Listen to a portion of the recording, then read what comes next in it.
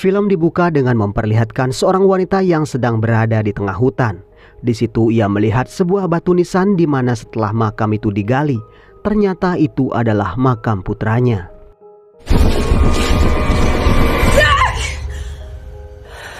Okay. Rupanya wanita yang bernama Paige ini hanya bermimpi. Si suami mencoba menenangkan istrinya, yang mana sampai saat ini ia masih belum bisa menerima kepergian putranya setahun silam. Keesokan harinya si bungsu yang bernama Eddie menceritakan pada si ayah kalau sore ini ia ada pertandingan sepak bola melawan sekolah sebelah. Ia pun meminta si ayah dan ibunya hadir menyaksikan pertandingan tersebut. Setelah Annie ke sekolah, suami Paige yang bernama Nathan menceritakan perihal tagihan bulanan yang dengan jujur. Ia mengatakan kalau ia mulai kewalahan dengan penghasilannya yang tak mencukupi. Di situ juga Nathan pun mencoba membujuk Paige agar ia berhenti berduka dan kembali bekerja. Paige mengatakan kalau sebagai seorang pengacara ia butuh ketenangan pikiran dan saat ini ia masih belum siap melakukan apa yang Nathan minta. Nathan nampaknya tak berani memaksa. Ia pun mengatakan kalau kamar tamu sudah kosong begitu lama. Ia pun berniat menyewakan kamar tersebut untuk mendapatkan beberapa tambahan dolar. Awalnya Paige nampak keberatan dengan usul tersebut. Akan tetapi karena ia tak punya solusi yang lain, Paige pun akhirnya mengalah. Just looking for a solution. We can't keep living like this on one income. Okay. We might get lucky. Dan setelah Nathan pergi bekerja, nampak seorang anak muda mengawasi kediaman Paige. Siang itu juga Paige menempelkan brosur kamar sewaan di kampus di mana almarhum putranya yang bernama Zack berkuliah dulu. Melihat para mahasiswa yang berlalu lalang, Paige pun kembali terbayang-bayang akan almarhum putranya. Dan tepat setelah Paige pergi, pria misterius itu datang dan mengambil brosur tersebut. Dan sepertinya ia memiliki sebuah rencana. Paige kemudian menerima pesan dari suaminya untuk pergi ke pertandingan Eddie. Akan tetapi entah kenapa Paige enggan mendatangi acara tersebut dan lebih memilih diam di rumah sambil menonton video rekaman Zack yang ia putar berulang-ulang kali.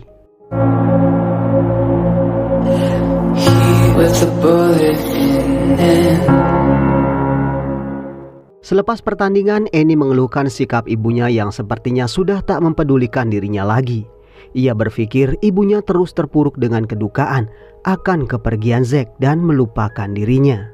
Si ayah pun nampaknya tak bisa berkomentar apa. Ia pun hanya bisa meminta Annie agar bersabar menghadapi ibunya. Setibanya di rumah, Annie nampak tak mau menyapa ibunya saking kesalnya. Di situ Nathan juga meminta Paige agar ia mengikhlaskan kepergian Zack dan melihat masa depan karena ia masih memiliki Annie yang masih membutuhkan perhatiannya. Paige mengatakan kalau ia belum siap melihat keramaian. Ia berpikir ia hanya akan menjadi bahan perhatian orang dan ia tak mau dikasihani orang lain karena kedukaannya. Paige, come on. Is he for grieving too? That's not... Sore itu terlihat pria misterius itu datang dan berdiri di depan rumah Paige. Tak lama kemudian Paige datang dan menanyakan kepentingan orang tersebut. Can I help you? I'm Brandon. I'm here about the room for rent. Pria misterius itu mengaku bernama Brandon dan kedatangannya untuk menyewa kamar yang Paige tawarkan di mading kampus. Di situ Paige pun mengatakan kalau ia tak menerima penyewa pria karena ia punya anak perempuan dan ia tak mau ada ketidaknyamanan di dalam rumahnya. Mendengar hal tersebut, Brandon pun meminta pengecualian. Ia hanya akan tinggal beberapa minggu sampai ia mendapatkan penginapan. Ia berdalih kalau ia didepak teman kosnya dan beberapa hari ini ia selalu tidur di dalam mobil. Ia juga berjanji kalau ia hanya akan ada di kamar pada saat tidur saja karena jadwalnya di kampus begitu padat sehingga ia kebanyakan berada di kampus. Hal itu pun membuat Paige merasa kasihan. Ia pun akhirnya meminta waktu karena ia harus merundingkan hal tersebut dengan suaminya. I can't afford to keep paying for hotels. Wait. If it's only for a week or two, I'll call you later tonight. Paige juga sempat menanyai Brandon mengambil jurusan apa di kampusnya. Dan Brandon mengatakan kalau ia mengambil jurusan fitologi. What are you studying? Biology. phytology, actually, which is study of plants. Di malam harinya, Paige menceritakan kedatangan Brandon pada suaminya. Tentu saja Nathan sangat setuju karena ia memang sangat membutuhkan tambahan penghasilan. Keesokan harinya, Brandon pun diajak ke kamar. Dan nampak satu keluarga setuju kalau Brandon anak yang baik. Dan ia sangat sopan dan juga tak banyak bicara. Hi, Brandon. No, come on. Pull up a seat. My sandwich, thanks, but I'll sit and enjoy. Di situ mereka pun berbincang ke sana kemari, di mana Brandon mengatakan kalau ia berasal dari Oregon. Di malam harinya rupanya Brandon tak sepolos yang terlihat. Malam itu Nathan dan Pete tak sadar kalau perbincangan mereka disadap oleh Brandon.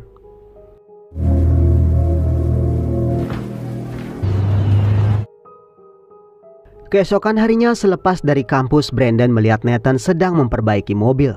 Dan rupanya diam-diam Brandon juga punya hobi otomotif. Dengan mudahnya ia memperbaiki mobil Nathan hingga menyala kembali. Try it now. Hey, nice work. Hal itu membuat hubungan Nathan dan Brandon semakin dekat. Mereka mulai berbincang ke sana kemari. Namun tak lama Eddie datang yang membuat Brandon merasa tak enak. Dan ia pun memilih masuk ke dalam. Di dalam Brandon kembali ingin mencari perhatian si nyonya rumah. Malam itu ia berniat memasakkan makan malam untuk keluarga Paige. Tentu saja hal itu membuat Paige merasa kagum akan kebaikan Brandon. Disitulah Paige kembali teringat akan Zack. Ia pun akhirnya menceritakan perihal kematian putranya karena sakit keras. Sementara Brandon juga bercerita kalau ia besar di panti asuhan. Karena saat berusia 8 tahun, orang tuanya mengalami kecelakaan hebat. Ia juga tak pernah menyangka saat ini ia mendapatkan orang tua angkat yang begitu baik terhadapnya. Saat menghidangkan makan malam, Brandon bertanya apakah Nathan alergi akan makanan tertentu. Nathan pun mengatakan kalau ia alergi produk makanan dari lebah. Brandon pun mengatakan semua makanannya aman dari kandungan lebah. First, I hope no one's allergic to peanuts or shell. No, Al, unless you cooked with bees. This is delicious. Thank you. Malam itu mereka nampak begitu bahagia. Dan untuk pertama kalinya, Eddie melihat ibunya kembali tertawa setelah sekian lama. Turn, Brandon. Are you ready? Ready. Keesokan harinya, Brandon mencoba mengajak Eddie menumpang di mobilnya. Dalam perjalanan, Brandon terus mencoba mengajak Eddie bercanda. Akan tetapi entah kenapa, Eddie enggan membalas candaan Brandon. Setibanya di sekolah, Eddie digoda Tara sahabatnya. Eddie pun mengatakan kalau Brandon adalah mahasiswa yang menyewa kamar tamunya. Eddie juga mengatakan entah kenapa ia merasa Brandon sedikit aneh. His name's Brandon, he's fair. You have a guy living with you? He's actually pretty weird. Maybe he knows you don't seem too happy about this. The thing about him just creeps me out. Sementara itu, Brandon yang baru tiba di kampus dikagetkan dengan seseorang yang memanggilnya dengan sebutan Chris. Brandon tetap tak mempedulikannya. Brandon pun sempat marah dan mengatakan kalau namanya bukan Chris. Sorry, you seem very convinced, but I can assure you, my name's not Chris. I never went to Lincoln Jr. I told you that's not my name. Now leave me. Saying Chris? Di malam harinya saat Matt keluar dari bar, Brandon tiba-tiba datang dan langsung menyetrumnya. Setelah itu ia membawa Matt yang masih terikat di dalam bagasi ke sebuah ladang. My name's not Chris. Disitulah akhirnya Brandon meledakkan mobil Matt dan bisa dipastikan Matt tak selamat dari ledakan tersebut. Saat tengah malam Brandon sampai di rumah. Saat itulah ia masuk ke kamar Zack dan mengambil satu foto Zack. Ia lalu bercermin dan nampak bertingkah seolah-olah ia adalah Zack.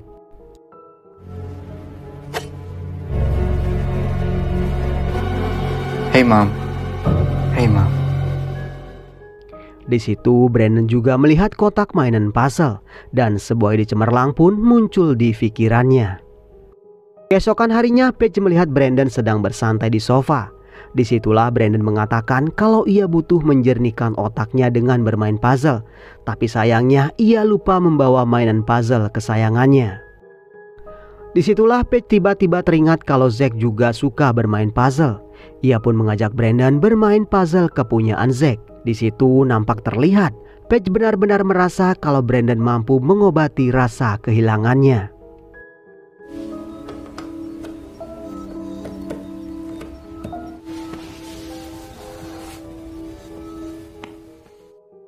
Tak lama berselang, Eddie datang bersama si ayah. Nampak Eddie begitu kesal karena rupanya sejak lama Eddie ingin bermain puzzle bersama ibunya. Akan tetapi si ibu selalu menolak. You finished Zach's puzzle without me? Mom? Honey, I'm sorry. Hey, why would you do this? Eddie yang ngambek pun mengatakan kalau ia akan menginap di rumah Tara, karena besok Tara akan mengadakan pesta anniversary orang tuanya.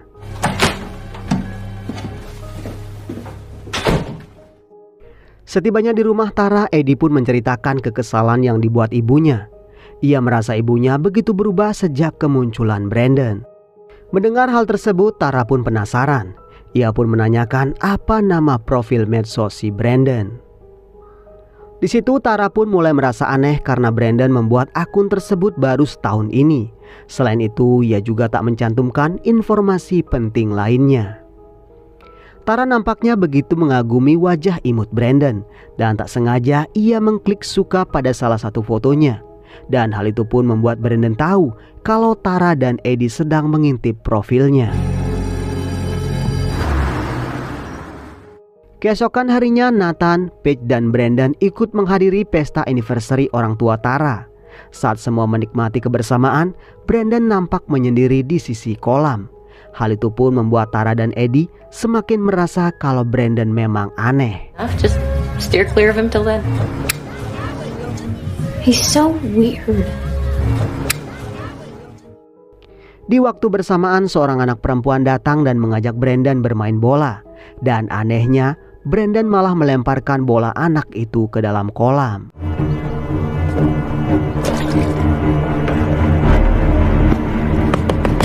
Oh my God! Tak lama Brandon baru sadar kalau Eddie mengawasinya.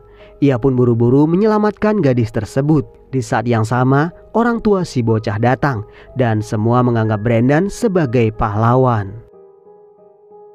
Eddie yang kemudian datang menuduh Brandon yang memicu kejadian tersebut. Namun Brandon mengelak dan mengatakan kalau semua itu kecelakaan. I ball into the pool on purpose. We saw you. It was an accident. Brandon lalu mengatakan kalau ia tak bisa berlama-lama karena ia ada kegiatan di kampus. Berpikir Brandon masih di kampus, dua gadis itu yang semakin penasaran pun mulai menggeledah isi kamar Brandon. Di situ mereka tak menemukan sesuatu yang mencurigakan selain kartu ulang tahun Brandon yang ke-8 tahun. Eddie pun hanya bisa memotret satu foto keluarga Brandon. Yeah. They're here. Keesokan harinya Eddie memergoki Brandon yang tengah mencari-cari sesuatu di kamar Zack. Saat ditanya, Brandon mengatakan kalau ia hanya ingin meminjam kalkulator. I didn't know you were home. What the hell are you doing in here? Figured Zach might have had one. Eddie pun mengadukan hal itu pada ibunya. Akan tetapi ibunya terlihat cuek dan menganggap itu bukan masalah besar. Tak puas dengan jawaban ibunya, Eddie lalu mengadukan hal itu pada si ayah. Tentu si ayah mulai merasa kalau Brandon sangat lancang. Tak cuma itu, mendengar fakta kalau Brandon adalah orang yang sengaja membuat gadis itu hampir tenggelam, Nathan benar-benar merasa kalau Brandon sudah tak cocok lagi tinggal bersama mereka. Car and I watched from the window. Pushed the ball into the pool knowing that little kid... It's a serious accusation. Setibanya di rumah, Nathan menceritakan kalau kawannya yang bernama Robert baru saja selesai membangun apartemen. Ia pun meminta Brandon melihat apartemen tersebut. Brandon nampaknya tak keberatan sedikit pun. Namun sebaliknya hal itu malah membuat Paige kesal. You remember Robert? One of his apartments become vacant. I'd love to see it. It's a great idea. Nathan menjelaskan kalau Brandon sudah tinggal di sini lebih lama dari yang seharusnya. Dan seperti perjanjian, ia harus mencari hunian lain. Tapi Paige nampak begitu berat melepas kepergian Brandon. Selain itu, sewa apartemen sangatlah mahal untuk kantong seorang mahasiswa. That's not fair. This is our home, so that we can get back to being a family, the three of us. Nathan berusaha mengatakan kalau Paige masih bisa hidup bahagia tanpa Brandon karena ia masih memiliki suami dan juga putrinya. Akan tetapi nampaknya Paige masih belum bisa menerima keputusan tersebut. Brandon lalu melihat-lihat kondisi apartemen Robert. Setelah Brandon mengatakan tertarik, Robert pun keluar untuk mengambil formulir penyewaan. Saat itulah Brandon menyalakan koreknya di detektor panas, dan hal itu pun membuat semua keran air menyala. Di malam harinya Nathan menerima telepon dari Robert. Di situ Nathan pun merasa aneh mendengar Robert menceritakan perihal alarm kebakarannya yang sudah rusak. Saat tengah malam Brandon yang sampai di rumah disambut oleh Nathan. Di situ Nathan pun mengajak Brandon berbicara, di mana Nathan to the point meminta Brandon angkat kaki akhir minggu ini. Brandon mencoba meminta perpanjangan waktu lebih jauh. Akan tetapi keputusan Nathan sepertinya sudah bulat. Till the end of the week to find another place. How does Paige feel about this? It's time for you to go. Keesokan harinya Brandon terlihat membawa toples yang berisikan 3 ekor lebah. Dan setelah meniupkan asap rokok ke dalam toples tersebut, Brandon lalu meletakkannya di bawah kursi mobil Nathan.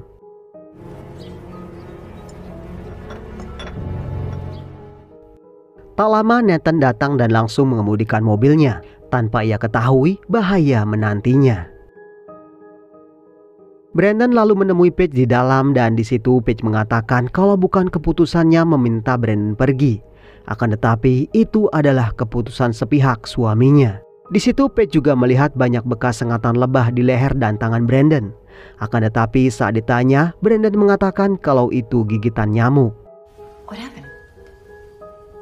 A mosquito on my run. You have one on your... Sementara itu Nathan yang dalam perjalanan ke kantor mulai merasakan sengatan lebah di lehernya. Saat ingin mengerem, pedal rem malah terganjal toples. Alhasil mobilnya pun hilang kendali dan kemudian terguling.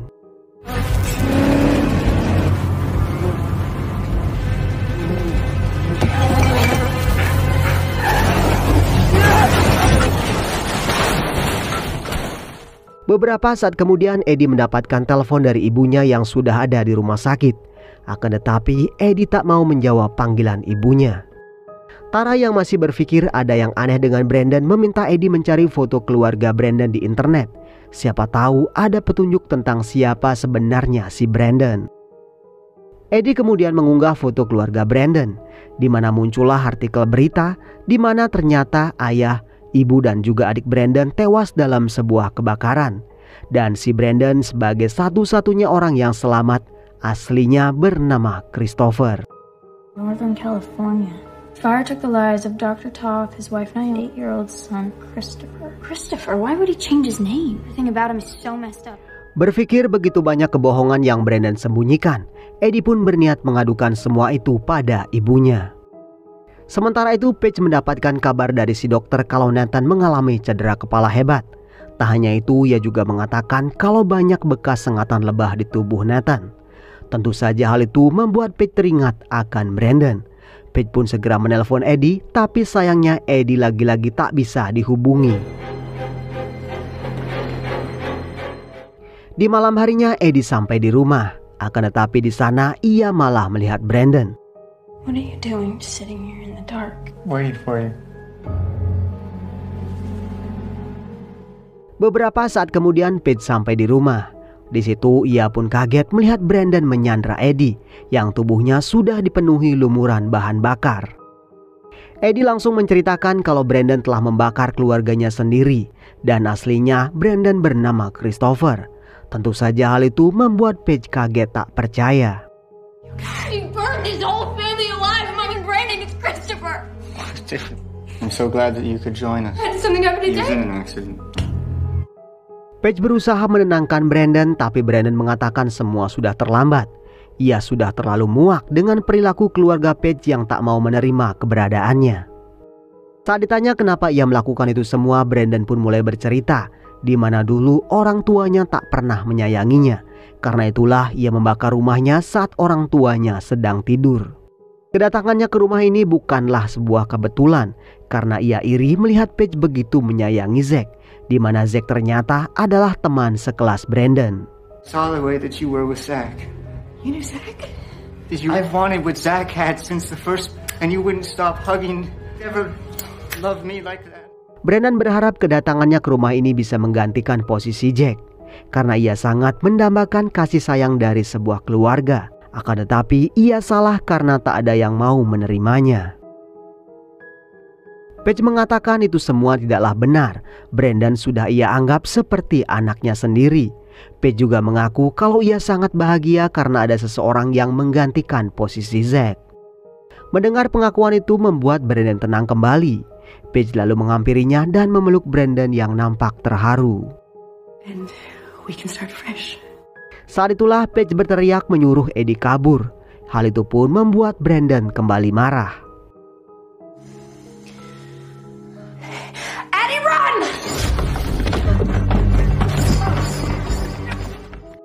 Brandon mengejar Eddie yang berlari ke halaman belakang, dan ia pun kembali berniat membakar Eddie. Akan tetapi Paige berhasil memukul Brandon. I loved you. I loved you. Akan tetapi Paige akhirnya menemukan minyak dan menyemprot si Brandon. Alhasil Brandon pun dilalap api koreknya sendiri.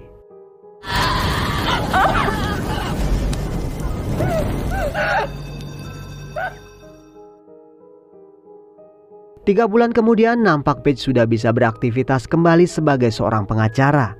Dan nampaknya kehangatan keluarga tersebut sudah kembali seperti dulu. Dan film pun selesai.